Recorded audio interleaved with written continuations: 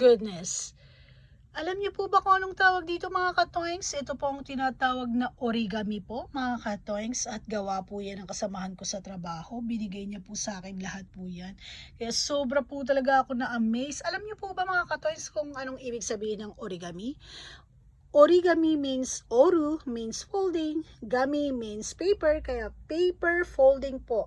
At na-invent po yan ng isang Japanese po nung 6th and 7th century po na si Mr. Akira Yoshizawa or Yoshizawa Akira-san po. Grabe po no, may samurai, may shuriken na ginagamit ng mga ninjas, may corona, may heart, may bulaklak at mga payo nga po. At ito po ang pinaka-favorite ko sa lahat, yung candy po, di ba? Ang ganda-ganda, love it! Matsuda isang arigatou gozaimasu. Kayo po ba mga katoings, nagustuhan niyo po ba ang origami ng Japan?